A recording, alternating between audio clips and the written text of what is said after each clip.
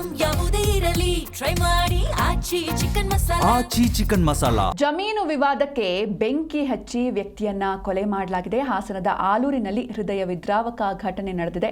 Petrol ಸುರಿದು ಬೆಂಕಿ ಹಚ್ಚಿ ಸಾರಿಗೆ ನೌಕರನ ಕೊಲೆಯಾಗಿದೆ. ಕೆಎಸ್ಆರ್ಟಿಸಿಯಲ್ಲಿ ಡ್ರೈವರ್ ಆಗಿರ್ತಾರೆ 58 ವರ್ಷದ ವೀರಣ್ಣ. ಸಂಪೂರ್ಣವಾಗಿ ವೀರಣ್ಣ ಅವರ ದೇಹ ಸುಟ್ಟು ಹೋಗಿದೆ.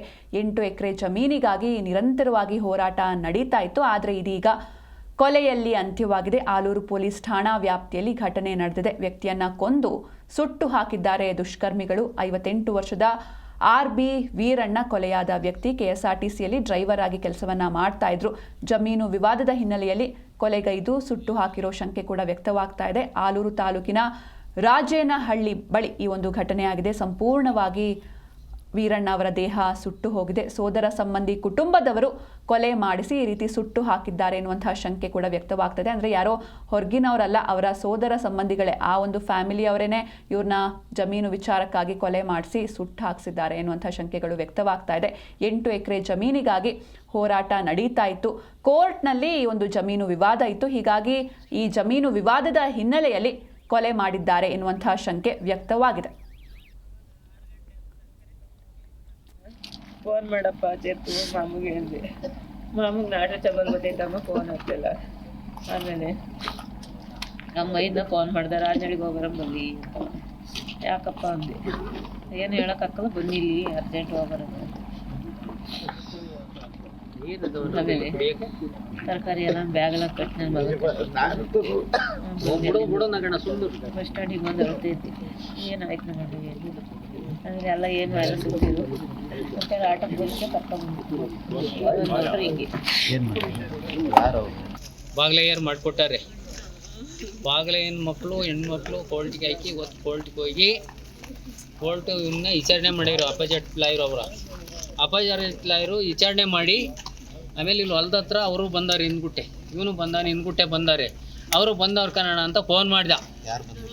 ಮಲ್ಲಮ್ಮ, ಮಾದೇವಮ್ಮ, ಮಾದೇವಮ್ಮನ ಮಕ್ಕಳು ಹರೀಶ, ಪ್ರಕಾಶ, ಆಮೇಲೆ ಮಲ್ಲಮ್ಮನ ಮಗ ಮಾದೇವ, ಇವರೆಲ್ಲ ಬಂದವ್ರು ಕನ್ನಡ ಅಂದ.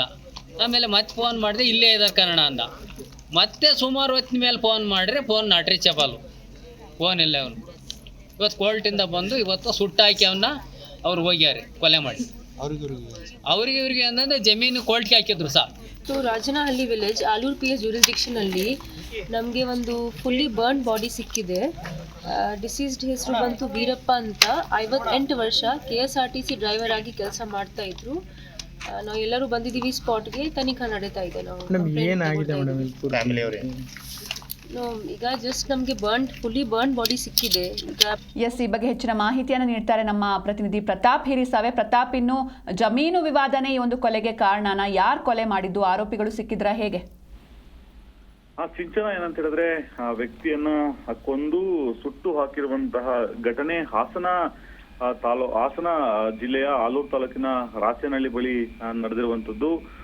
RB ವೀರಣ್ಣ 58 ವರ್ಷ ಏನಿದ್ರೆ ಇವರು ಕೊಲೆಯಾದಂತಹ ವ್ಯಕ್ತಿ. ಪ್ರಮುಖವಾಗಿ ಈತ KSRTC ನೌಕರನು ಕೂಡ ಆಗಿರುವಂತದ್ದು. KSRTCಯಲ್ಲಿ ಡ್ರೈವರ್ ಆಗಿ ವೀರಣ್ಣ ಕೆಲಸ ಮಾಡ್ತಾ ಇದ್ದಾರೆ. ಇವರನ್ನ ರಾಚೇನಹಳ್ಳಿ ಬಳಿ ದುಷ್ಕರ್ಮಿಗಳು ಕೊಂದು ಸಂಪೂರ್ಣವಾಗಿ ಪೆಟ್ರೋಲ್ ಸುರಿದು ಸುಟ್ಟಾಕಿರುವಂತದ್ದು. ಬಹುತೇಕ ಮೃತದೇಹ ಸುಟ್ಟು ಕರಕಲಾಗಿದೆ. ಕಳೆದ ರಾತ್ರಿ ನಡೆದಿರುವಂತಹ ಘಟನೆ ಏನು ಸಾರ್ವಜನಿಕರು ದಾರಿಹೋಕರು ನೋಡಿ ಮಾಹಿತಿ ನೀಡಿದಂತ ಸಂದರ್ಭದಲ್ಲಿ ಪೊಲೀಸರು ಸ್ಥಳಕ್ಕೆ ಹೋಗಿ ವಿಚಾರ ಮಾಡುವಂತ ಸಂದರ್ಭದಲ್ಲಿ ಇದು ವೀರಣ್ಣ ಅಂತ ಹೇಳಿ ಗೊತ್ತಾಗಿದೆ. ಸ್ಥಳಕ್ಕೆ ಈಗಾಗಲೇ ಹಾಸನ SP ಶುಭನ್ವಿತ್ ಅವರು ಕೂಡ ಭೇಟಿ ನೀಡಿ ಪರಿಶೀಲನೆ ನಡೆಸ್ಕೊಂಡು ಬಂದಿದ್ದಾರೆ.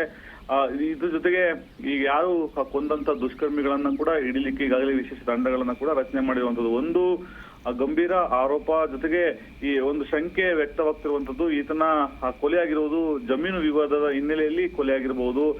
ಈತ ಏನು ಸೋದರ ಸಂಬಂಧಿ ಮತ್ತೆ ಕುಟುಂಬದವರು ಏನಿದ್ರೆ ಈ ಅಣ್ಣ ತಮ್ಮದಿರ ಜಗಳವೇ ಇದಕ್ಕೆ ಕಾರಣ ಆಗಿರುವಂತದ್ದು. 8 ಎಕರೆ ಜಮೀನು ಇದೆ ಇವ್ರದ್ದು. ಈ ಜಮೀನಿಗಾಗಿ ಕೋರ್ಟ್ನಲ್ಲೂ ಕೂಡ ಹೋರಾಟವನ್ನ ಮಾಡ್ತಾ ಇರ್ತಾರೆ. ಆ ಹಿನ್ನೆಲೆ ಜಮೀನು ವಿವಾದದ ಹಿನ್ನೆಲೆಯಲ್ಲಿ ಕೊಲೆ ಆಗಿರಬಹುದು ಅಂತ ಹೇಳಿ ಶಂಕೆ ವ್ಯಕ್ತವಾಗಿರುವಂತದ್ದು. ಸದ್ಯಕ್ಕೆ ಪೊಲೀಸರು ಈ ಘಟನೆ ಸಂಬಂಧ ಯಾರು ದುಷ್ಕರ್ಮಿಗಳು ಆರೋಪಿಗಳಿದ್ದಾರೆ ಆತರನ್ನ ಬಂಧಿಸಿದ ಬಳಿಕ ಕೊಲೆಗೆ ಕಾರಣ ಏನೊಂದು ಕೂಡ ತಿಳಿದು ಬರ್ಲಿಕ್ಕಿದೆ. Sinchana. Okay, thank you Pratap ನಿಮ್ಮೆಲ್ಲ ಡೀಟೇಲ್ಸ್ಗಾಗಿ.